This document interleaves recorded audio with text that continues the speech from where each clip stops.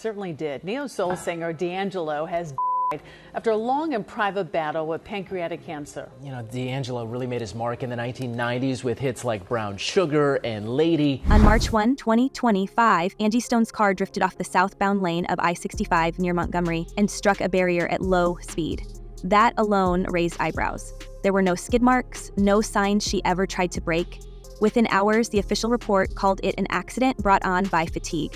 But a leak from inside the coroner's office painted a different picture. The notes described a faint puncture on her upper arm and traces of succinylcholine in her blood, a substance used by medical professionals to induce paralysis and by certain state facilities for lethal injections. That single word in the lab summary changed everything.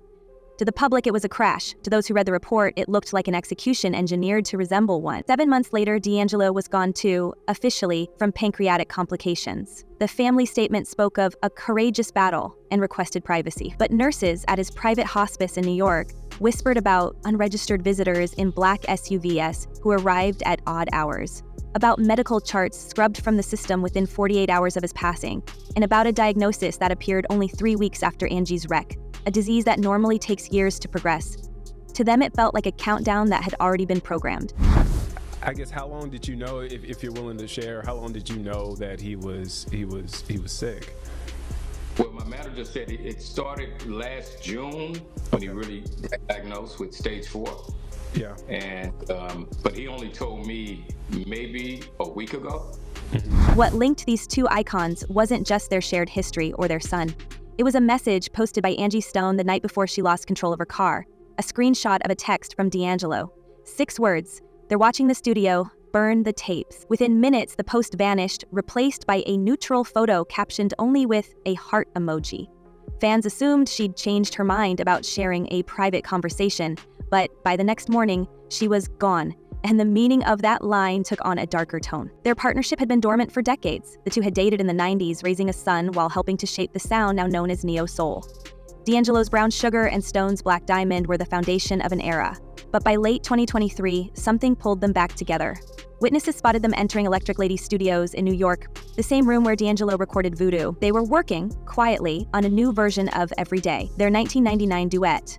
One producer who heard early mixes claimed Angie's verse had changed. The new line wasn't romantic, it was defiant. This one's for the ones they tried to silence. That lyric never made it to the final mix the label approved. No one knows if the original take still exists. Because their love and desire was so great for him that they were able to spit on me pretty much. And so I had to take it with a grain of salt and keep moving. Because when people zoom in on you to bring about their pain, they don't care how they hurt you to get it done. But like I said, it happened. By December that year, people in their circles said the energy around them felt charged. Angie was giving interviews again, hinting that she had unfinished business with the industry. D'Angelo, usually reclusive, started reaching out to younger artists about reclaiming their masters. The phrase echoed through studio chatter, and by January, attorneys connected to major labels were quietly asking whether the pair intended to release their project independently. Then came the warning. A legal letter marked confidential reached D'Angelo's management in early May 2024. It referenced unauthorized use of proprietary material and potential disclosure of internal agreements. Those terms matched none of his previous contracts but mirrored the language used when a non-disclosure violation is suspected. The following week, D'Angelo canceled his slot at the Roots Picnic in Philadelphia, citing unforeseen medical delays.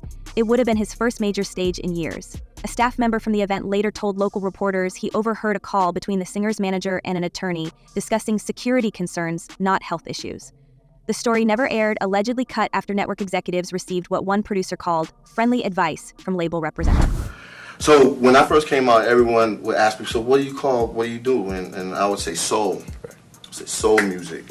Not neo-soul, but soul, you know? And I was like, yo, soul, it's like either you got it or you don't. It's not, how can it be? And I hear you with the whole today's generation of it, but to me that's separative. And also, it puts us in the box. It puts us right back in the box that we were trying to get out of. Meanwhile, Angie returned to Alabama, where she'd grown up. She was seen visiting family and talking about putting certain truths in writing. On February 27, she recorded an Instagram live session reflecting on her early career and the control labels once held over artists' personal lives. She laughed it off on camera, saying, "Some of the things they did back then would get folks locked up today." When asked if she meant contracts or something else, she only smiled and said, "Let's just say they didn't only own the music." That clip was later deleted. Years before her crash, she posted that screenshot from D'Angelo. They're watching the studio burn the tapes. At first, fans assumed it was promotion for a new project, but those who saw it live noticed she pinned the post for exactly 11 minutes before removing it. The number matched the timestamp on a security report later filed by staff at Electric Lady Studios, documenting a system breach in the studio's digital archive that same night. The technician who logged it was let go 2 days later. He hasn't spoken publicly since. When Angie's car was found, her phone was missing. Investigators retrieved fragments of its casing from the passenger floor, but the SIM card had been removed. Her handbag was intact, her jewelry untouched. The coroner's notes indicated no struggle, no indication of panic before impact. Those details combined with the chemical traces made it hard to believe this was fatigue, but the official report never mentioned the substance, citing pending toxicology. The final file was sealed within 48 hours. D'Angelo's reaction was immediate and private. According to friends, he disappeared from public view for almost 2 months. When he resurfaced, he looked gaunt and spoke little during rehearsals. One bandmate said he kept referring to them, never naming who that meant, and warning crew members not to leave hard drives unattended. In July 2025, he quietly filed paperwork to transfer rights to several unreleased recordings into a trust managed by his sister. Those documents were executed 2 weeks before his medical diagnosis appeared. The main goal and the main object is to come out with an outcome that feels like we didn't use all this technology, or, we did it back in the day, So, certain techniques have to, be done for that. We mic the instruments a certain way. We mic the amps in the hallway or, in the bathroom to get a certain sound from the bass, The cancer story came fast. On August 2, his management released a brief statement announcing he was undergoing treatment for an undisclosed condition. 3 weeks later, it was confirmed as pancreatic cancer. Specialists told reporters such a diagnosis would normally come with prior symptoms, but D'Angelo's was described as sudden. Insiders questioned how a routine post-surgery exam in July could have missed it entirely. By October 14, he was gone, surrounded by family. The obituary called it a prolonged and courageous battle, yet hospital records show he entered hospice just 2 weeks before. The first one to kind of be the catalyst to kind of point the way was Prince to me. That was it for me. And I was so young when say Dirty Mind came out, to me that was the shift. That's when he kind of put his flag in the ground. And fans mourned the loss as 2 separate tragedies, one accidental, one medical. But behind the condolences, whispers spread. A source at the Alabama Department of Forensic Sciences claimed a request to retest Angie Stone's samples was denied due to chain of custody issues. Around the same time, D'Angelo's personal nurse was dismissed for what her agency described as breach of confidentiality. Neither detail made national headlines, but together they suggested an effort to close doors before new questions could form. What makes the story harder to dismiss is the history. In 1998, both artists were negotiating with a major label, the same one that trademarked the phrase neoclassic soul. The deal proposed lifetime rights over their catalogs and likenesses, essentially binding future earnings to the company in perpetuity. Both refused. Angie later told a radio host in 2023 they wanted to own us, not just our song. That interview was lightly edited before broadcast, and the original file was replaced on the station's website days later. And once we became friends, he decided, I'm going to stay in New York. At one point, he was going to move back to Virginia, but he says, I'm going to stay in New York, because now I got somebody around who I can relate to. And it just happened to be me. At the time, we were just the best of friends. As time grew, we ended up falling for each other. After their reunion in 2023, rumors circulated that the pair had rediscovered old recording sessions from the late 90s, tapes labeled with pseudonyms and stored in Angie's home studio. Among them were allegedly tracks produced without label authorization, with lyrics criticizing corporate exploitation. One former engineer described them as career-ending if they ever got out. If those recordings still existed, they could prove who really owned what. Following Angie's passing, D'Angelo's team hired a private security firm to audit his digital archives. According to someone familiar with the process, several encrypted drives were missing from the vault by the time investigators arrived. No signs of forced entry, no broken locks. The building's security footage from that weekend was corrupted beyond recovery. An incident blamed on a hardware malfunction is a coincidence that keeps repeating in this story. Will attest to that is the truth.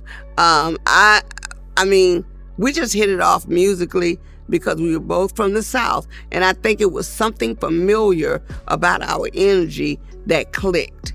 And once we became friends, he decided, I'm going to stay in New York. At one point, he was going to move back to Virginia. When the news of D'Angelo's passing broke in October, tributes flooded social media. Beyoncé, Missy Elliott, and Jill Scott all posted messages celebrating his artistry. His son, performing under the name Suavo Twain, wrote a single line.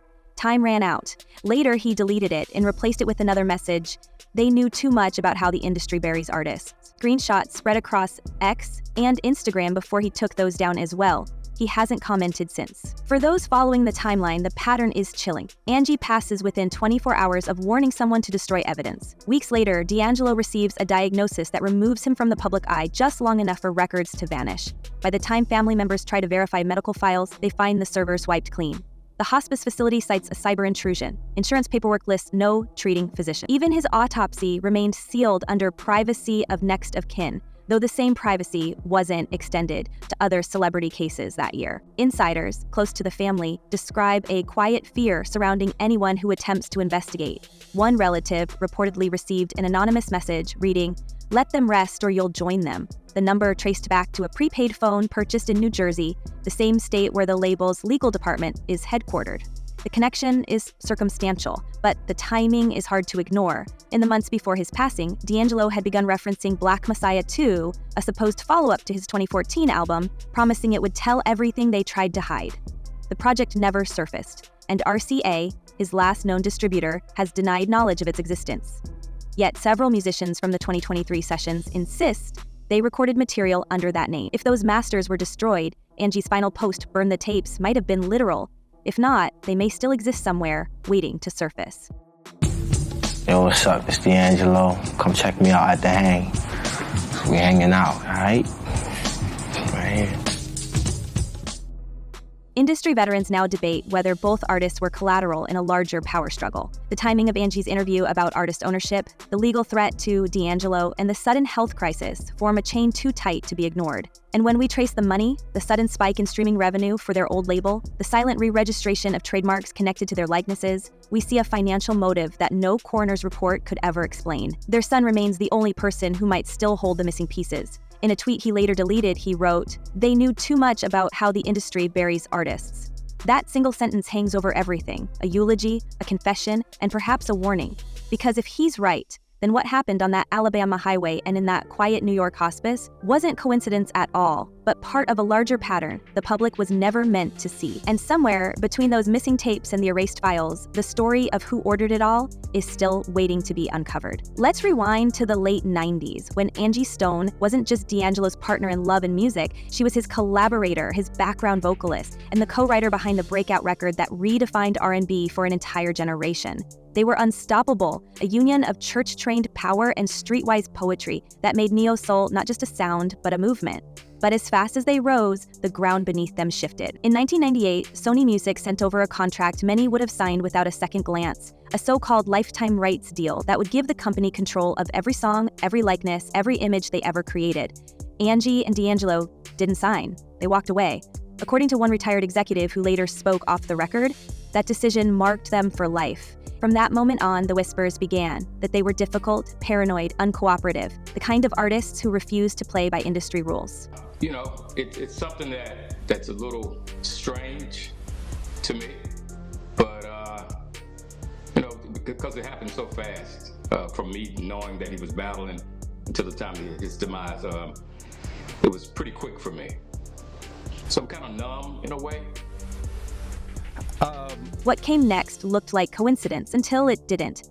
By 2005, D'Angelo was nearly lost in a violent car crash in Virginia. The headlines blamed speeding and intoxication, but inside sources told Rolling Stone at the time that the toxicology report showed something stranger, traces of a substance the lab couldn't identify. It was never mentioned again. Angie, meanwhile, stepped back from the spotlight, releasing music but avoiding tours, telling Essence years later that some seasons aren't safe for everyone to shine. She said it jokingly, but looking back, the tone feels less like humor and more like a warning. In the years that followed, their careers ran in eerie parallel.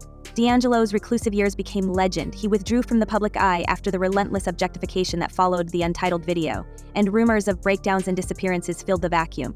Angie endured her own version of exile. Quiet label drops, shelved albums, blacklisted gigs. Yet somehow, both managed to come back. When Black Messiah arrived in 2014, D'Angelo's lyrics sounded prophetic. He sang, "They want us to lose it all," a line fans thought referred to fame and fortune.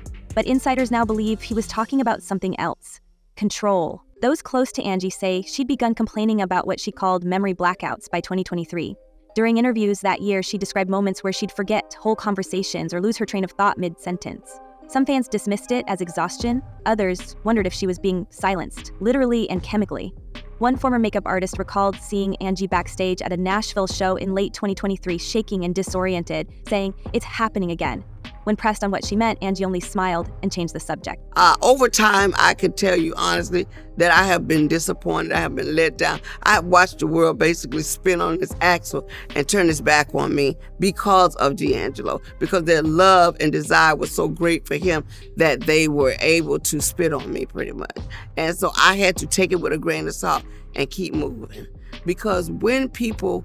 Meanwhile, D'Angelo reemerged, thinner, quieter, but more driven. He started speaking about legacy, about owning what's ours before someone else does. He turned down big performance offers citing health, but his friends say he was fixated on protecting his unreleased catalog, the same recordings he and Angie had begun revisiting in their secret studio sessions. Those who heard the material said it was raw, unfiltered, and politically charged, directly addressing exploitation in the business. The title track allegedly included a hook that went, "They can't buy the soul they sold." The master tapes, according to one engineer, were stored in two separate safes, one in New York, one in Alabama. Both are missing. How would you, and I was struggling to find the words to say and express what D'Angelo's music meant to me. How would you summarize that? How would you describe that? His music was... It was like a segue from some of the greatest old music you've ever heard into the newest sound that you couldn't even fathom. And so what are we left with? Two artists who defied ownership, spoke of freedom, reunited after decades apart, and then vanished. One on an empty highway, the other behind hospice doors. A Sun warning that they knew too much, no official inquiries, no investigation, just silence from an industry built on the voices of the very people it seems to bury in mystery. Here's what we know for sure. Angie Stone's crash left no skid marks. D'Angelo's medical files disappeared. Their music, their words, their final warnings, gone. But their legacy and the questions they left behind still haunt the studios they once called home. Was this just tragic coincidence? Or the final move in a long game designed to keep certain stories untold? If their love was the threat, was their execution the industry's last resort? Tell us what you believe, because sometimes the truth doesn't vanish. It waits for someone brave enough to listen. Until next time, keep your eyes open and your soul guarded.